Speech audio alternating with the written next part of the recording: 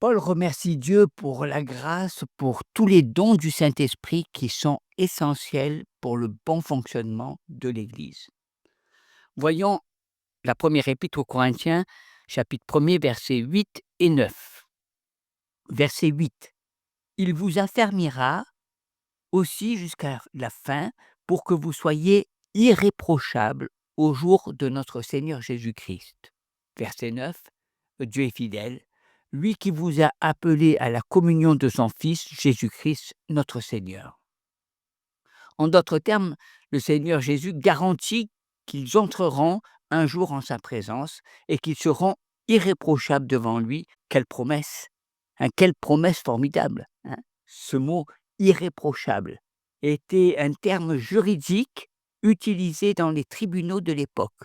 Cela signifiait ne faire l'objet d'aucune accusation méritant une condamnation. Et Paul a écrit cela sous l'inspiration du Saint-Esprit.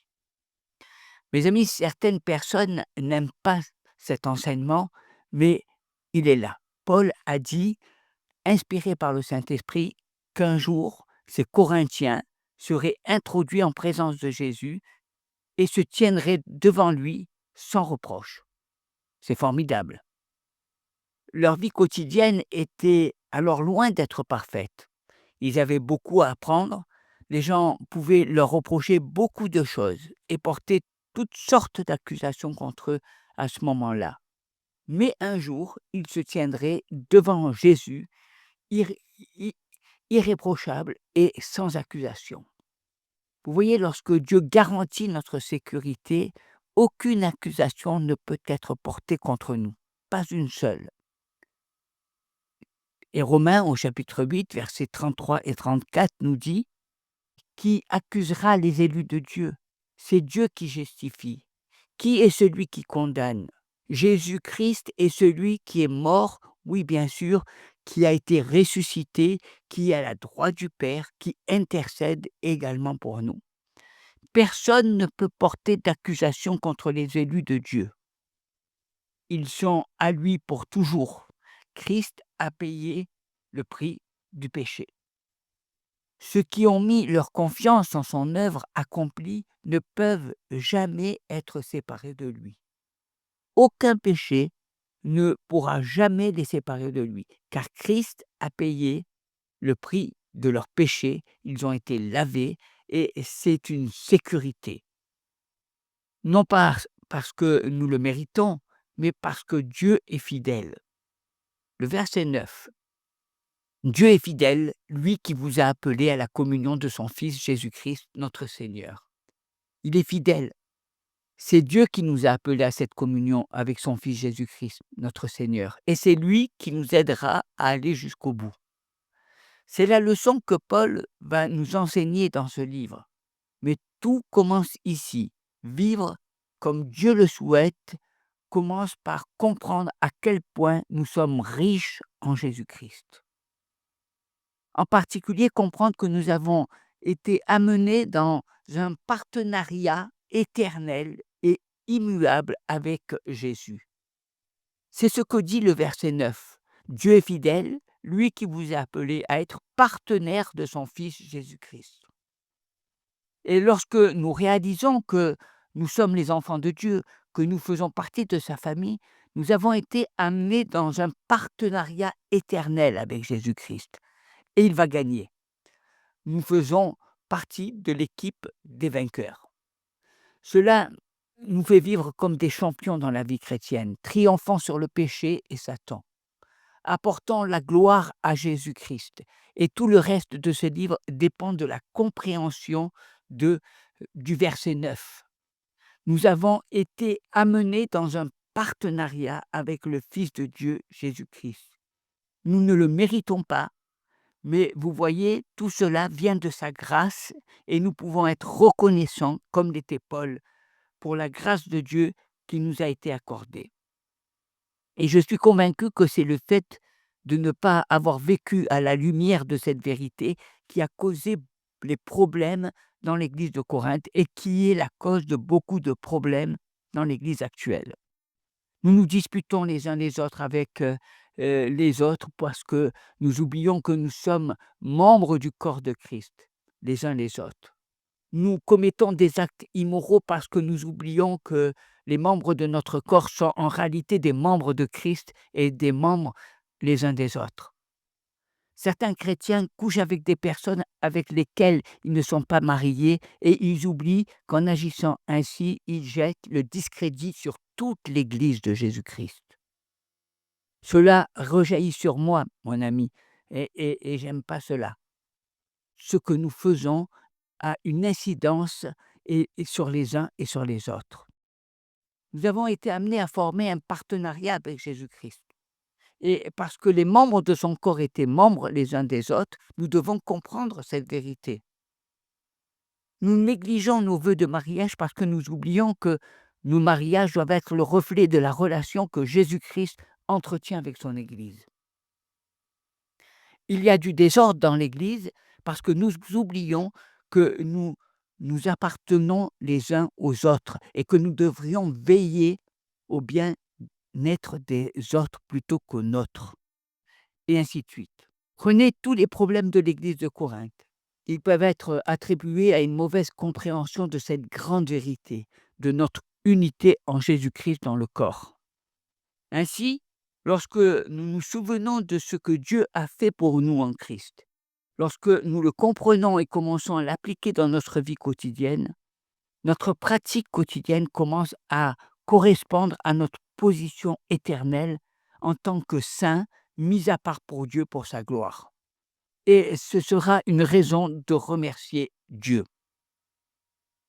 On va faire une petite introduction pour les versets 10 à 17. Et je commencerai par tout grand homme à ses ennemis, et le Seigneur Jésus ne faisait pas exception.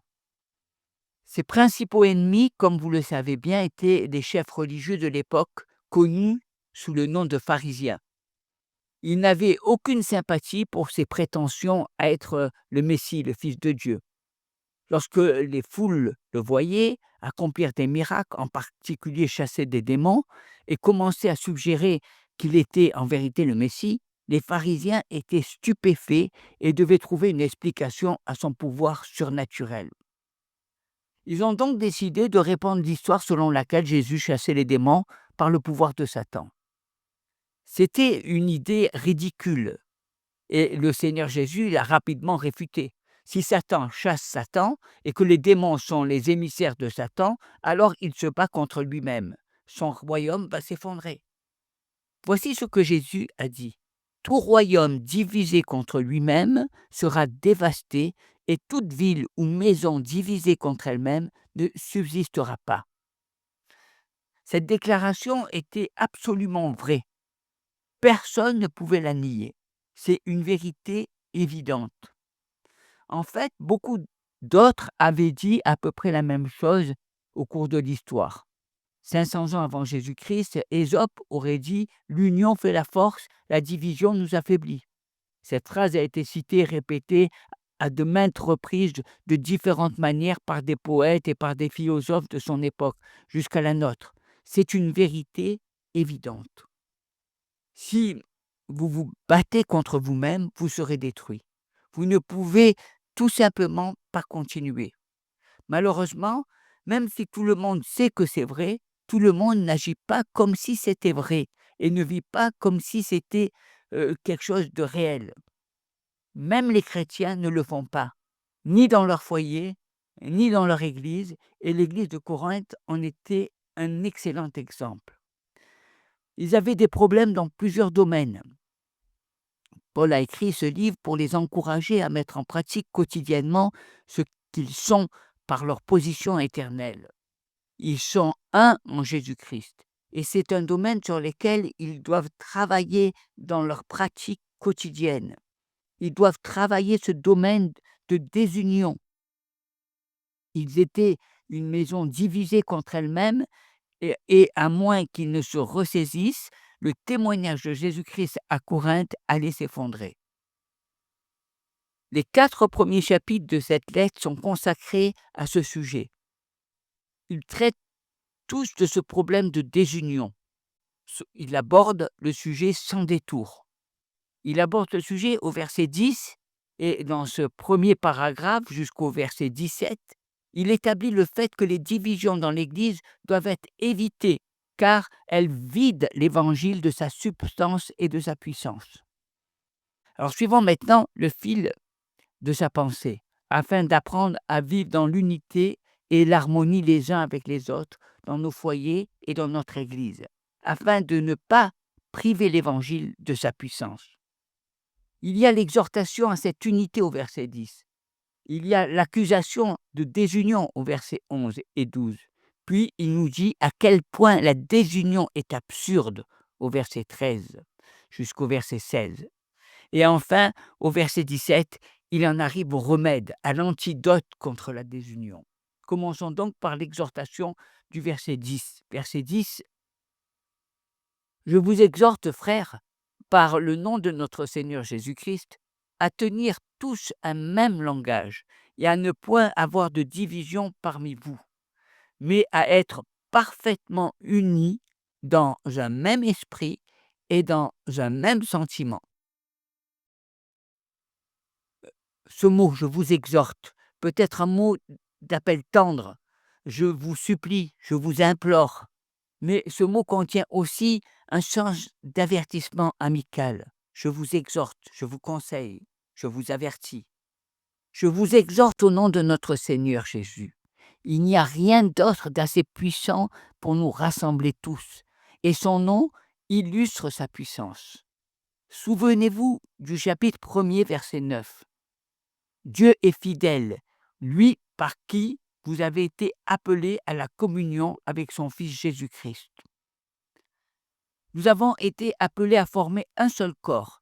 Nous sommes un en Christ, dit Paul. Et cela constitue la base de l'unité, de l'harmonie, de l'unicité et de l'accord dans nos relations quotidiennes personnelles et pratiques les uns avec les autres. Notre unité en Christ est la base de cet appel. Être d'accord. Cela signifie en réalité plus que cela, car dire la même chose implique également les pensées qui sont ensuite exprimées par des mots. Cela signifie donc aussi penser la même chose. Et Paul dit, je vous exhorte à penser la même chose. Est-il vraiment sérieux à ce sujet? Eh bien, cela semble assez difficile.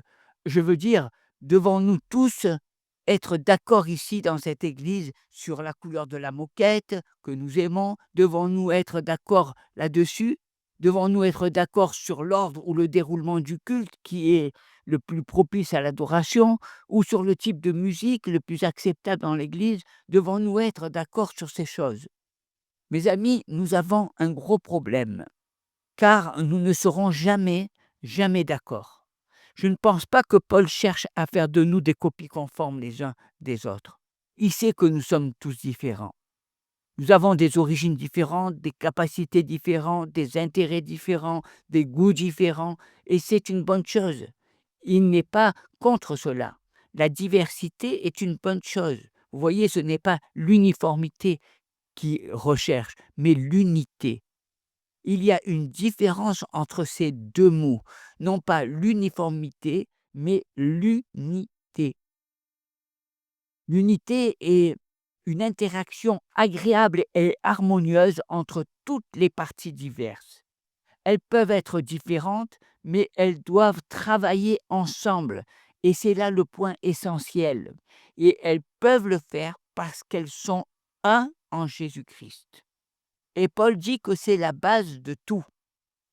L'unité, c'est la volonté de résoudre les problèmes par la compréhension mutuelle, même au prix de sacrifices personnels et de compromis, afin de parvenir à une compréhension mutuelle et de se rendre service les uns aux autres, plutôt que de ne penser qu'à soi-même. Il s'agit de travailler ensemble d'une manière agréable, malgré notre diversité. Et il amplifie cela dans la suite du verset en disant que vous êtes tous d'accord et qu'il n'y a pas de division parmi vous. La division, c'est là le problème. Vous voyez, Les désaccords qui sont laissés en suspens et qui ne sont pas résolus par la compréhension mutuelle ou le compromis conduisent finalement à des divisions. Et si la diversité est une bonne chose, les divisions sont mortelles. Elles détruisent l'œuvre de Jésus-Christ. Ce mot division est très intéressant. Il s'agit du mot grec schisma. Il est utilisé dans les Écritures pour désigner le fait de déchirer un tissu. Si vous prenez une chemise et que vous la déchirez, il est évident qu'elle ne vous sera plus d'une grande utilité après cela. Elle ne servira plus à grand-chose une fois déchirée. Elle est inutile. Et c'est exactement ce qui se passe lorsque les désaccords ne sont pas résolus dans un esprit de considération désintéressé pour les autres. Et tout comme une chemise déchirée est inutile, une église déchirée l'est aussi. Les églises déchirées par des divisions n'accomplissent pas les desseins que Dieu a pour elles. Et si elles continuent dans cet état, leur témoignage sera finalement totalement détruit, car une maison divisée contre elle-même ne peut subsister. Mais continuons à dire qu'il n'y ait pas de division parmi vous, mais à être parfaitement unis dans un même esprit et dans un même sentiment. Être parfaitement unis est le mot utilisé dans les évangiles pour réparer les filets. C'est le mot qui apparaît dans Galates au chapitre 6, verset 1er. Vous qui êtes spirituels, rétablissez un tel homme dans un esprit de douceur. Remettre les eaux en place, réparer. Vous voyez une église qui essaie de fonctionner efficacement alors qu'elle est minée par les dissensions et les conflits. C'est comme une personne qui essaie de marcher avec deux jambes cassées. Cela ne fonctionne tout simplement pas. C'est tout simplement impossible. Les os doivent être remis en place, puis guéris. Ils doivent être restaurés, réparés. C'est le mot que Paul utilise ici pour dire que vous devez être rassemblés, restaurés et réparés. Tout comme les os sont remis en place et guéris. En parlant d'os, quelqu'un a suggéré que toute l'organisation est composée de 4 types d'os. Vous avez peut-être déjà lu cela, c'est une idée répandue. Les clavicules, ce sont les personnes qui restent assises à souhaiter que quelqu'un fasse le travail. La deuxième sont les mâchoires. Vous pouvez imaginer qui elles sont. Ce sont les personnes qui parlent beaucoup, mais qui ne font pas grand-chose. Ensuite, il y a les articulations. Ce sont les personnes qui critiquent ce que font les autres. Et puis, enfin, il y a les os du dos. Bien sûr, ce sont ceux qui font réellement le travail. Or, les os des clavicules, de la mâchoire et des jointures sont tous disloqués et finiront par faire s'effondrer toute la structure s'ils ne sont pas remis en place, soignés, fixés et réparés. C'est ce que signifie être complet, dans le même esprit et le même jugement. Il veut que nous arrivions tous à former nos opinions de la même manière. Nous ne sommes peut-être pas d'accord sur tout, mais au moins, nous arrivons à vouloir être d'accord. Et nous abordons le règlement de nos désaccords avec le même objectif en tête. Et nous sommes prêts à faire les mêmes sacrifices mutuels et à avoir la même compréhension mutuelle des uns pour les autres pendant que nous y travaillons. C'est ce dont Paul parle lorsqu'il dit être réunis, réparés, rendus complets, dans le même esprit et le même jugement. Et cela apporte force et bénédiction au corps de Christ. C'est ce que Paul voulait pour l'Église de Corinthe. Et c'est l'idéal de Dieu pour chaque véritable Église du Nouveau Testament. Que nous maintenions l'unité de l'esprit dans le lien de la paix. Paul a dit dans Éphésiens au chapitre 4 que nous devons nous aimer les uns les autres et nous entendre les uns avec les autres. Les croyants doivent s'entendre les uns avec les autres. C'est l'idéal de Dieu pour chaque Église du Nouveau Testament. L'idéal de Dieu, la foi, la communauté, l'Église est l'idéal de Dieu pour chaque foyer chrétien. l'unité, les chrétiens s'entendent bien les uns avec les autres. Malheureusement, l'idéal de Dieu ne se réalisait pas à Corinthe et Paul avait des informations privilégiées qui le prouvaient et qui le préoccupaient. Et c'est ce dont il veut nous parler. C'est une accusation claire contre les chrétiens de Corinthe, l'accusation de désunion. Examinons cela. Dieu révèle exactement comment faire pour marcher dans l'unité de l'esprit, en ayant une même conviction et une même façon de penser. Ce n'est pas ici une question d'être dans une uniformité religieuse, mais d'être ensemble dans la révélation divine reçue. L'unité spirituelle, ce n'est pas quelque chose qui tombe automatiquement du ciel, mais c'est une vision à choisir et à nourrir.